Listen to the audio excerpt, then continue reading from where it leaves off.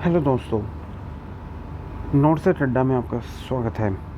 तो जैसा कि अभी हमारी सीरीज़ चल रही है NCLEX Saunders comprehensive review की, जिसमें हम कोशिश कर रहे हैं कि भाई ज़्यादा से ज़्यादा जल्दी जो है अक्टूबर के नोट सेट तक इसको हम पूरी बुक को हम ख़त्म करना है।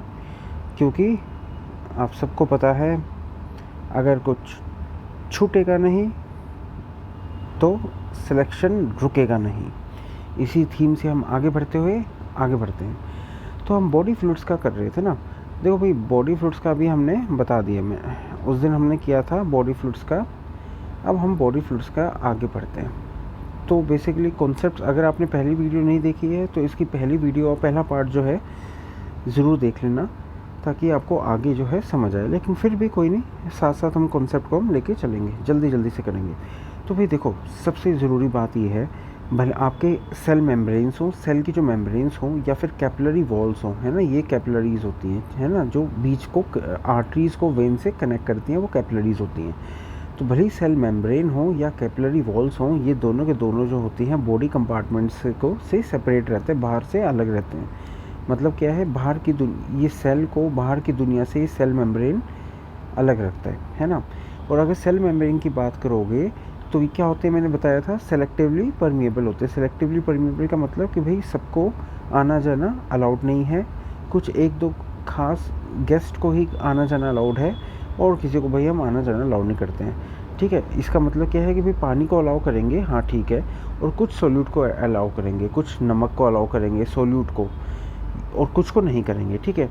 और अभी भी इससे पहले हमने पढ़ा था कि भाई बहुत सारी फोर्सेस काम कर रही होती हैं किसी भी सेल के अंदर, मूवमेंट ऑफ वाटर और सोल्यूट के लिए,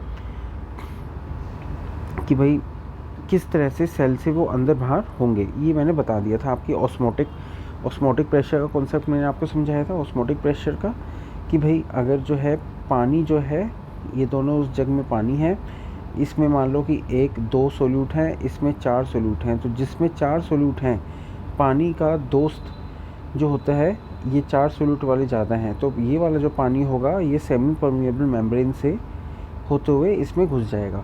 मतलब क्या है, लो कंसंट्रेशन ऑफ सोल्यूट से हाई कंसंट्रेशन ऑफ सोल्यूट में घुस जाएगा। लेकिन अगर हमने मान लो इसके अंदर हाइड्रोस्टैटिक प्रेशर लगा दिया, पानी और भर दिया इसके अंदर, तो इसके ऊपर प्रेशर बढ़ जाएगा, तो इस पानी को ये जो यहाँ से लौट रहा है इसको ये ब्लॉक कर देगा और उल्टी साइकिल शुरू हो जाएगी, है ना। तो ये हाइड्रोस्टैटिक प्रेशर था। तो ये हमने इससे पहले थोड़ा सा कॉन्सेप्ट रिवाइज कर लिया। तो देख लेते हैं, चलो भाई मान लेते हैं कि अगर शरीर जो है ज़्यादा इलेक्ट्रोलाइट लूज़ कर देता है फ्लूइड से, ठीक है, जैसे कि डायरिया में क्या होता है, हमें लग रहा है कि भाई फ्लूइड ज़्यादा जा रहा है, लेकिन ऐसा नहीं है, फ्लूइड तो जा ही रहा है, फ्लूइड के साथ इलेक्ट्रोलाइट्स भी ज़्यादा जा रहे हैं। तो अब होगा क्या,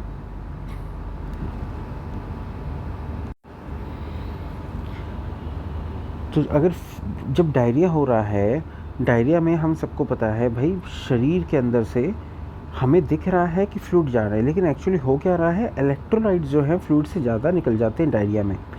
ठीक है। तो इसकी वजह से हो क्या रहा है, इसकी वजह से ये होता है कि भाई जो एक्स्ट्रा सेलुलर फ्लूइड है, एक्स्ट्रा सेलुलर फ्लूइड मतलब जो मैंने बताया था, जो सेल के बाहर जो फ्लूइड्स हैं उसके अंदर इलेक्ट्रोलाइट्स कम हो जाते हैं। ठीक है भाई, देखो ये सेल है ना, दिस इज सेल, और ये है यहाँ पे एक्स्ट्रा सेलुलर फ्लूइड, और अंदर है इंट्रा सेलुलर फ्लूइड। ठीक, यह है समझ। अब हुआ क्या है, डायरिया हो गया, डायरिया की वजह से जो इलेक्ट्रोलाइट्स हैं वो बहुत सारे लॉस हो गए हैं, खासकर एक्स्ट्रा सेलुलर फ्लूइड के। तो इसमें क्या हुआ, एक्स्ट्रा सेलुलर फ्लूइड में आपका जो सोल्यूट है वो कम हो गया है, सोल्यूट कम हो गया इंट्रा सेलुलर फ्लूइड में, इंट्रा सेलुलर फ्लूइड के कंपैरिजन में, मतलब इसमें ज़्यादा है ना। तो अब क्या होगा, अब जो होगा ये होगा कि भाई हमें पहली बात तो ये कॉन्सेप्ट समझ आना चाहिए कि भाई ECF से सोल्यूट सारा लॉस हो चुका है, और इसमें और बेसिक चीज़ ये, दूसरा हमें इससे बचना कैसे है, हमें बचना होगा क्योंकि भाई अगर ये आउट ऑफ बैलेंस हो जाता है तो डेथ भी हो सकती है। तो फ्लूइड्स और इलेक्ट्रोलाइट्स का बैलेंस होना बड़ा ज़रूरी है, पहली चीज़ तो ये। और दूसरी बात ये, मान लो अगर ICF और ECF की अगर हम बात करते हैं, ECF में हमारा सोल्यूट कम हो गया है, अभी मैंने बताया था सोल्यूट कम हो गया है, तो लो कंसंट्रेशन से हाई कंसंट्रेशन पानी चला जाएगा, तो सारा पानी इसमें भर जाता है। ठीक है, अब देखते हैं आइसोटोनिक। अब इस कॉन्सेप्ट को ना हम थोड़ा सा और बारीकी से समझते हैं। वो है आइसोटोनिक सॉल्यूशन। 3 तरह के सॉल्यूशन होते हैं। देखो, सॉल्यूशंस 3 तरह के होते हैं। एक होता है आइसोटोनिक, एक होता है हाइपोटोनिक, एक होता है हाइपो और हाइपरटोनिक। नाम में ही सारा राज छुपा हुआ है। तो हम आइसोटोनिक सॉल्यूशन के बारे में कर देखते हैं, है क्या आइसोटोनिक सॉल्यूशन। भाई नाम में ही आइसो मतलब सेम, एस आ रहा है ना, मतलब सेम। अब क्या है सेम, क्या सेम भाई, ये देखते हैं। जब मानते हैं ये दोनों एक बीकर है, बीच में सेमी परमिएबल मेम्ब्रेन है ना। अगर दोनों साइड सॉल्यूशन है, ये सॉल्यूशन है, इसमें सोल्यूट भी है, पानी भी है। दोनों साइड जो semi permeable selectively permeable membrane के जो साइड साथ में दोनों सॉल्यूशन हैं, उनके पास सोल्यूट का कंसंट्रेशन सेम है। इसको हम कहते हैं आइसोटोनिक। ठीक है, इसका मतलब क्या है, कोई भी इधर उधर नहीं जाएगा। तो आइसोटोनिक सॉल्यूशंस जो होते हैं वो ह्यूमन सेल्स के बिल्कुल आइसोटोनिक होते हैं। मतलब उन अगर वो आप सॉल्यूशन आप ब्लड में या कहीं ऐसे डालोगे तो उसका कोई हमारे शरीर पे असर नहीं पड़ेगा, क्योंकि उसमें और हमारे ह्यूमन ब्लड में सोल्यूट जो है वो सेम मात्रा में, सेम क्वांटिटी में है। ठीक है, इसका मतलब isotonic solutions have the same osmolality as body fluids. ठीक, ये चीज़ बेसिक सा था। मतलब हम बॉडी फ्लूइड से कंपेयर करके बता रहे हैं।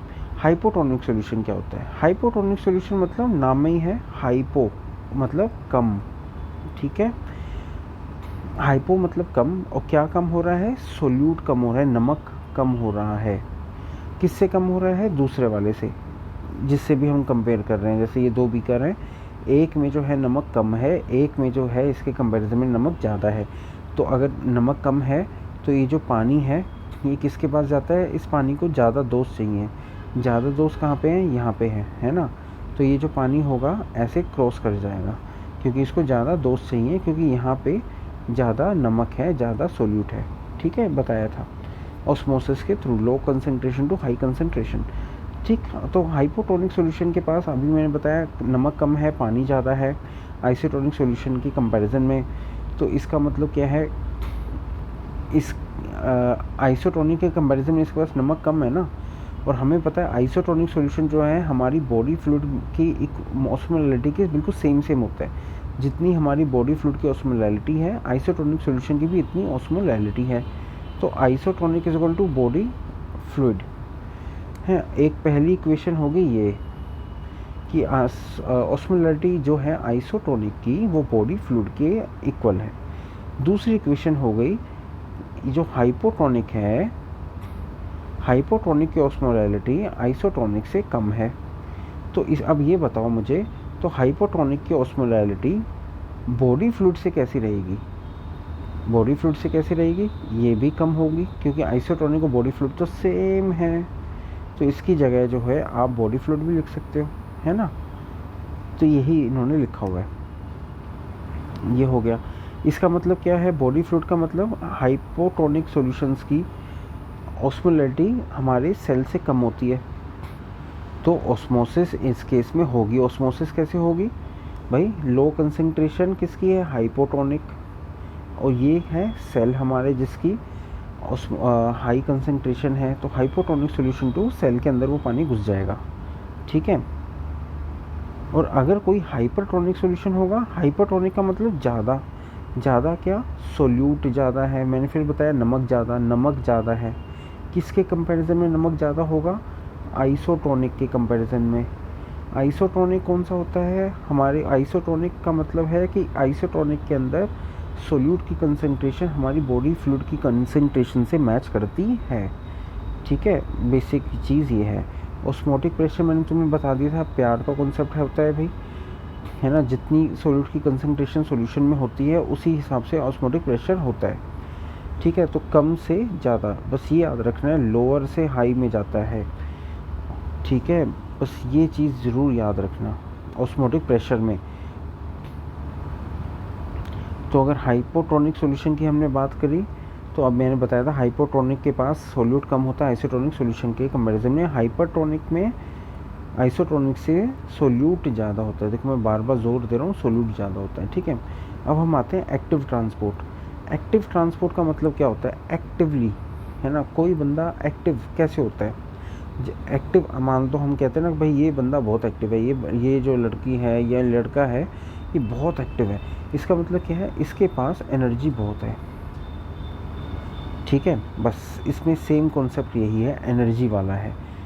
तो अगर किसी आयन को किसी मेम्ब्रेन, मान लो एक ये मेम्ब्रेन है ना, किसी कोई मेम्ब्रेन है ना, ये मान लो कोई आयन है, सोडियम आयन मान लेते हैं, है ना। इसका मन है चलो भाई एक काम करते हैं हम इसको, मुझे तो इस मेम्ब्रेन के इधर जाना है, ठीक। कहाँ जाना है? यहाँ से यहाँ जाना है। अब यहाँ पे क्या है? यहाँ पे बहुत सारी भीड़ पड़ी हुई है, बहुत खचाखच भरा हुआ है ना। अब इसको इस ट्रेन के अंदर घुसना है, मान लो ट्रेन के डिब्बे के अंदर घुसना है और यहाँ पे बहुत भीड़ है, तो कम जगह मतलब तो इसको ज़्यादा ताकत लगानी पड़ेगी ना, है ना। अरे भाई खचाखच ट्रेन का डिब्बा बड़ा है, हमें अंदर जाना है तो हमें ताकत लगानी होगी नहीं होगी। तो मतलब ये है, अगर लोअर कंसंट्रेशन से हाई कंसंट्रेशन के अंदर कोई आयन कोशिश करता है घुसने की तो उसको एनर्जी चाहिए होती है, ठीक है। तो मतलब एक्टिव ट्रांसपोर्ट की ज़रूरत हो जाती है, क्योंकि एक्टिव ट्रांसपोर्ट में आयंस जो या मॉलिक्यूल्स होते हैं वो कंसंट्रेशन के अगेंस्ट जाते हैं। अगेंस्ट जब हम बोल रहे हैं ना, अगेंस्ट कंसंट्रेशन, देखो अगेंस्ट कंसंट्रेशन का मतलब क्या है? फॉर कंसंट्रेशन मतलब कि भाई हाई, हमेशा हर चीज़ हाई से लो कंसंट्रेशन की ओर जाती है। कैसे?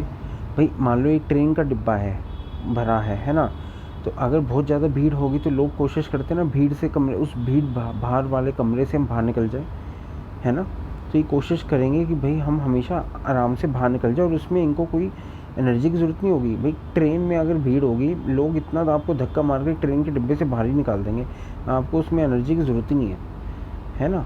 लेकिन अगर वही आपको, अगर उस भरे हुए डिब्बे के अंदर आपको घुसना है तो फिर आपको पूरी एनर्जी की ज़रूरत होगी। इसका मतलब क्या है? जब हाई टू लो कंसंट्रेशन में हम जाते हैं तो उसमें एनर्जी की ज़रूरत नहीं होती है, और जब लो टू हाई कंसंट्रेशन में जाते हैं तो हमें एनर्जी की ज़रूरत होती है। इसका ट्रेन के डिब्बे से याद रख लेना, बस रटने की ज़रूरत नहीं है, ठीक। तो मेटाबॉलिक प्रोसेस जो होता है, सेल सप्लाई में एक्टिव ट्रांसपोर्ट की ज़रूरत होती है नॉर्मली। ये चीज़ थोड़ी थोड़ी पता होनी चाहिए, ये ज़रूरत की चीज़ें नहीं हैं। अब क्या है, कौन कौन से सब्सटेंस है जो सेल मेम्ब्रेन के थ्रू एक्टिवली ट्रांसपोर्ट होते हैं? एक्टिवली मतलब एनर्जी के यूज़ करते हैं। जैसे मैंने बताया था आपको, सोडियम आयन हो गया, दूसरा है पोटेशियम आयन हो गया, फिर है कैल्शियम आयन हो गया, ठीक है, हाइड्रोजन आयन हो गया, कुछ शुगर्स हो गई, कुछ अमाइनो एसिड्स हो गए जो कि एक्टिवली ट्रांसपोर्ट होते हैं। अब हम देखते हैं कि भाई बॉडी फ्लूइड इनटेक और आउटपुट के बारे में हम थोड़ा सा जानने की कोशिश करते हैं। तो देखो सबसे पहली चीज़ क्या है, वाटर जो होता है, पानी जो होता है हमारे शरीर में 3 तरह से घुसता है। कौन कौन से वो तरीके हैं जिसके फ़ायदे से हमें, जिनकी वजह से हमें पानी मिलता है? पहला, सब पानी पीते हैं अपने मुंह से, सही बात। कैसे पानी पीते हैं? लिक्विड फॉर्म में। देखो पानी के भी कई फॉर्म हो गए ना, पानी आएगा एक लिक्विड फॉर्म में, ठीक है, दूसरा आएगा खाने पीने के फॉर्म में, और तीसरा है जब वो जो फूड होगा जब ऑक्सीडाइज होता है तब पानी हमें उस हिसाब से मिलता है, ठीक है। आया समझ? भाई एक तो हो गया, हमने दाल के अंदर जो पानी था वो पी लिया, हो गया। ये कटोरी दाल है, इसके अंदर पानी भी है, छोंक लगा है ना। अब ये जब हमने पिएंगे, जब हम खा लेंगे, अंदर जब जाएगा तो उसके ऑक्सीडेशन, एक तो ये पानी हो गया, और दूसरा वो जो चने थे उनके अंदर भी तो पानी है, तो वो जब वो ऑक्सीडाइज होंगे उससे भी हमें पानी मिलता है, ठीक। तो अब ये समझो कि जब फैट हो, हर 100 कैलोरी फैट, कार्बोहाइड्रेट, प्रोटीन से कम 10 ml पानी जो होता है रिलीज़ होता है जब ये मेटाबोलाइज होते हैं। मतलब ये है कि अगर आप 100 कैलोरी का फ़ैट खाओगे तो उससे आपको 10 ml का पानी मिल जाएगा, ठीक है।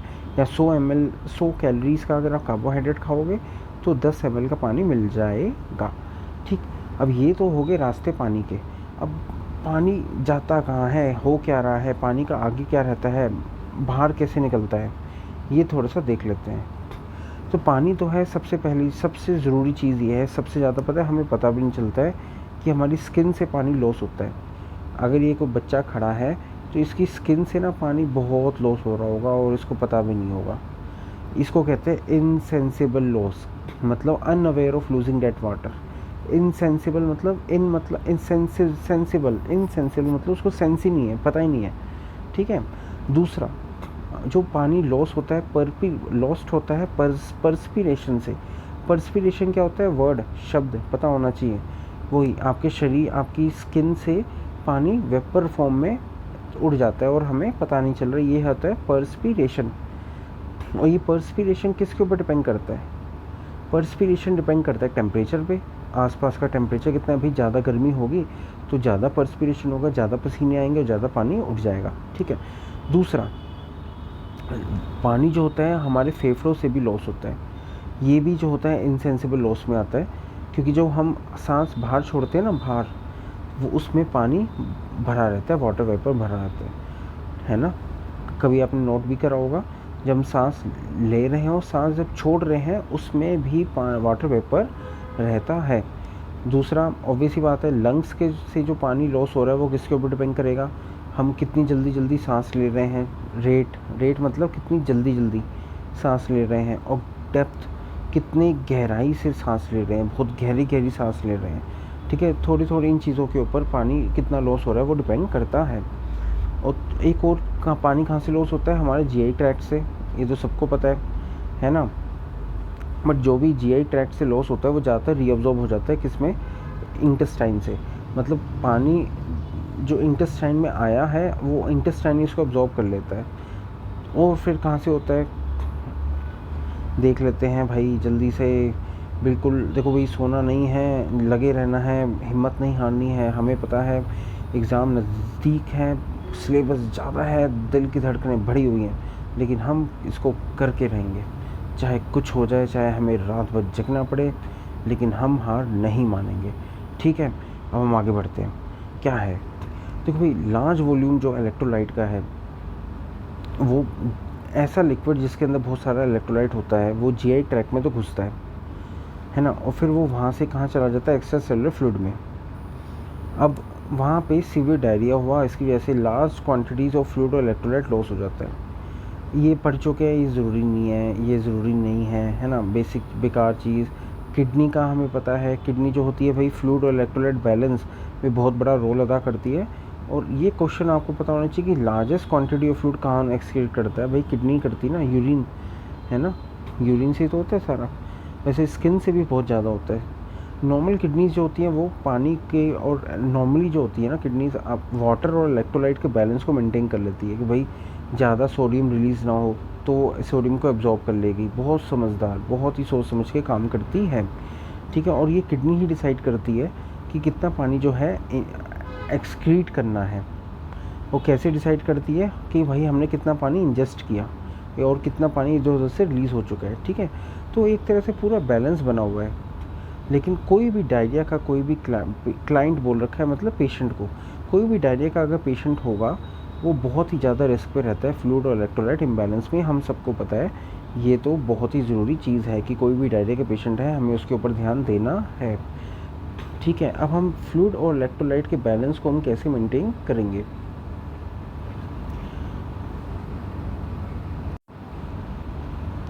फ्लूइड और इलेक्ट्रोलाइट के बैलेंस को हम कैसे मेंटेन करेंगे, ये हम अगले पार्ट में हम पढ़ेंगे, क्योंकि थोड़ा थोड़ा छोटा छोटा हम चीज़ों को कवर करते रहेंगे, नहीं छोड़ेंगे। पूरी बुक ख़त्म करेंगे, हर चीज़ हम करेंगे, जो भी ज़रूरी है वो हमें आना चाहिए, चाहे कुछ हो जाए। हम अपने हौसले नहीं छोड़ेंगे ना तोड़ेंगे।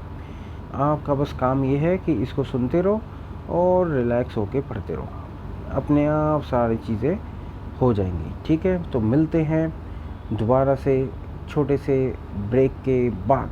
Bye bye.